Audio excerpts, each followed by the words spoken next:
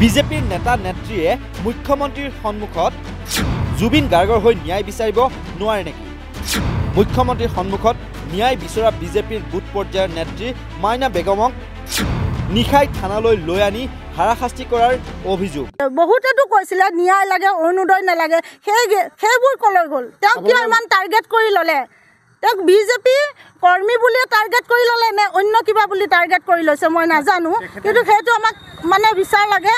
আৰু এতিয়া ইয়াতে আনি আমাক ইমান সময় থিয় কৰি ৰাখিছে, আমাকো একো সোধ পোছ।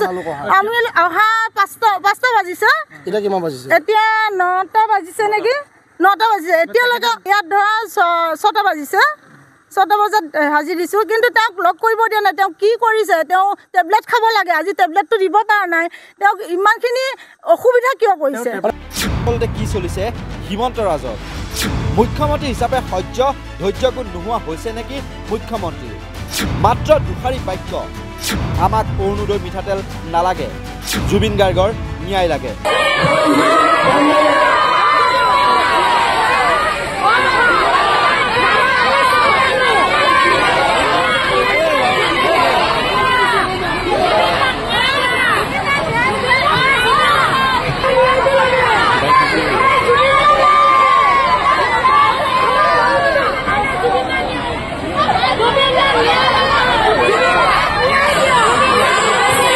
তাতে বিজেপিৰ নেত্ৰী তথা বাঘালী পঞ্চায়তৰ বুথ সভানেত্ৰী মাইনা বেগমৰ ওপৰত খৰ্গহস্ত মিকিৰ ভাটা আৰক্ষী। মাইনা বেগমৰ ভগ্নীৰ অভিযোগ অনুসৰি নিশা 12 বজাত জোৰ জবৰদস্তি মিকিৰ ভাটা আৰক্ষীয়ে মাইনা বেগমক থানালৈ আনিবলৈ বিচাৰিছিল, কিন্তু পাছদিনা ভগ্নীৰ সৈতে উপস্থিত হ'ল মাইনা বেগম। তাৰ পাছত আৰক্ষীয়ে ঘণ্টাৰ পিছত ঘণ্টা থানাত বহুৱাই থৈ পানী খাবলৈও নিদিয়াৰ অভিযোগৰ লগতে সংবাদ মাধ্যমৰ সন্মুখত কি বিস্ফোৰক মন্তব্য কৰিলে মাইনা বেগমৰ ভগ্নীয়ে, সেয়া এই মুহূৰ্তত আমি শুনাই লৈছোঁ। তেওঁ মানে কি হৈছিলে, যোৱাকালি এখন CMৰ মিটিং আছিলে। তেওঁ বিজেপি লিডাৰে হয়। তেওঁ যেতিয়া মিটিং কৰি আছিলে, তাতে মানে জুবিনদাৰ ন্যায় লাগে বুলি গোটেই মানুহবোৰে কৈ আছে, পাব্লিকে কৈ আছে। তাৰ মাজতে তেওঁ যেতিয়া ৰৈ আছিলে, চিঞৰিলে যেতিয়া, তাৰ মাজতে তেওঁ ক'লে অৰুণোদয় নালাগে, ন্যায় লাগে। এইটোনো কি ভুল কথা ক'লে? ভুল কথা কৈছে, কিবা কৈছে, আমি সেইবিলাক নাজানো। আজি ঠিক 12টা বজাত মিকিৰভাটা আৰক্ষী থানাৰ পৰা চাহত গৈছে, তেওঁক বিচাৰি তেওঁ কিবাকিবি এনেকৈ এইবিলাক বিষয়ে ক'ৰবাত কিবা বিচাৰি আছিলে, কৈ আছিলে। তেনেকুৱাতে তেওঁ ক'লে আজি হাজিৰ দিবই লাগিব, নিদিলে নহ'ব, তেওঁ শাস্তি বহুত কিবাকিবি হ'ব। তেনেকৈ কোৱাত এজন মানুহে ক'লে যে তেওঁক হেৰি কৰা, হাজিৰ দিব লাগে, হাজিৰ দিলে তেওঁক নেৰাখেও, একো নকৰে তাত, বা চালনো নিদিয়ে, একো সোধ পোছ নকৰে, কথাখিনি সুধিব, লিখিত দি আহিব, এনেকুৱা ভুল আৰু নকৰোঁ বুলি। তেওঁক যেতিয়া নেপালে হাজিৰ দিবলৈ কৈছে, হাজিৰ দিব, আমি একো নকৰোঁ। তেতিয়া তেওঁ যেতিয়া ঘৰলৈ আহিল, মোক কৈ থৈ আহিলে, মোক ফোন নম্বৰ ছাৰে লৈ আহিছিলে। তাৰপিছত আমি আহি পেলাই হাজিৰ হ'লোঁ। তেওঁক সোধ পোছ কৰিছে, কিবাকিবি বহুত কথা সুধি টৰ্চাৰ কৰিছে। তেওঁ তাত কান্দিছে, তেওঁ বহুত বেমাৰ, আৰু যদি কিবা এটা হয় সেইটো মই নকওঁ বাৰু, মোৰ বাইদেউ হয়, তাৰপিছত কি হয় মই নাজানো। পিছত ইমানখিনি হাৰাশাস্তি কিয় দিছে? মই মানে তেওঁ থানাত আছে, তেওঁ পানী অকণ খাম বুলি কৈছে, পানীখিনি খাবলৈও হকাবধা দিছে, দিবলৈ দিয়া নাই। বিজেপি কৰ্মী। তেওঁ 2016 চনৰ পৰা বিজেপি তেওঁ জইন কৰিছে। সভাপতি, তেওঁ হেৰি বাঘালী পঞ্চায়তৰ, তেওঁ বহুতখিনি হেৰিয়াত মানে তেওঁ মেম্বাৰ হিচাপে আছে, চব হেৰিয়ে হয়, বিজেপিয়ে হয়। কিন্তু বিজেপি মানুহগৰাকীক তেওঁ ন্যায় লাগে বুলি কোৱা শব্দটোত ইমানখিনি হাৰাশাস্তি কিয় দিছে? তেওঁ ফেমিলি আছে, তেওঁ বেমাৰ আছে, তেওঁ ল'ৰা ছোৱালী আছে, তাত বহুত মানুহ মানে হেৰি হৈ আছে, জড়িত হৈ আছে। বহুতেতো কৈছিলে ন্যায় লাগে, অৰুণোদয় নালাগে, সেইবোৰ কলৈ গ'ল? তেওঁ কিয় ইমান টাৰ্গেট কৰি ল'লে? তেওঁক বিজেপি কৰ্মী বুলিয়ে টাৰ্গেট কৰি ল'লে নে অন্য কিবা বুলি টাৰ্গেট কৰি লৈছে মই নাজানো, কিন্তু সেইটো আমাক মানে বিচাৰ লাগে। তেওঁক লগ কৰিব দিয়া নাই। তেওঁ কি কৰিছে? তেওঁ টেবলেট খাব লাগে, আজি টেবলেটটো দিব পৰা নাই। তেওঁক ইমানখিনি অসুবিধা কিয় কৰিছে? বিজেপি চৰকাৰ হয়, মই মুখ্যমন্ত্ৰীক এইটোকে মই মানে কৰজুৱে কওঁ, তেওঁৰ লগত তেওঁ ফটোও তুলিছে, সেই ফটো মই দিব পাৰোঁ। তেওঁৰ লগত ইমানেই মানে জড়িত বা ঘনিষ্ঠতা আছে।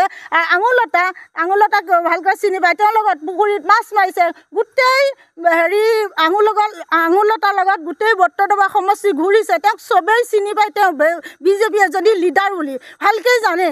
আৰু সেই পক্ষত মানুহে তেওঁক বহুতো তৰ্চা কৰে, কত কিমান কৰে বিজেপি বুলি। আজি বিজেপি চৰকাৰখনে এটা ভুল কৰা নাই, মই ভাবোঁ যে ভুল কৰা নাই, চবেই ন্যায় বিচাৰিছে। তাৰ মাজত কিবা এটা গিল্টি হৈছে অৰুণোদয়, তেওঁ অৰুণোদয় নাপায়, অৰুণোদয় তেওঁ কেতিয়াও পোৱাও নাই, তেনেকুৱা প্ৰমাণো নাই, প্ৰভু নাই, গম পাইছেনে? বেমাৰ তেওঁ থাইৰয়ড আছে, ইউৰিক এচিড আছে, হাৰ্টৰ প্ৰব্লেম আছে। এই হেৰিয়াৰ পৰা এইখন নতুনকৈ নগাঁৱত ডিউগড় নহয় নেমচিৰ পৰা মই লৈ আহিছোঁ। মাইনাৰ ভগ্নীৰ মতে 2016 চনতে বিজেপিত যোগদান কৰিছিল মাইনা বেগমে। আঙুৰলতা ডেকা, দীপ্লুৰঞ্জন শৰ্মা, কামাখ্যা প্ৰসাদ তাছা, ৰমাকান্ত দেউৰীৰ সৈতেও সুসম্পৰ্ক আছে মাইনাৰ। হিমন্ত বিশ্ব শৰ্মাৰ লগতে মন্ত্ৰী পীযুষ হাজৰিকাৰ সৈতেও ফটো আছে মাইনা বেগমৰ। কিন্তু মাইনাই এক ডাঙৰ ভুল কৰিলে। সেই মাৰাত্মক ভুলটো কি জানেনে? মাইনা বেগম এগৰাকী বিজেপিৰ সক্ৰিয় সদস্য হৈও মুখ্যমন্ত্ৰীৰ সন্মুখত সাহস কৰি অন্য মহিলাৰ সৈতে বিচাৰিছিল জুবিন গাৰ্গৰ ন্যায়।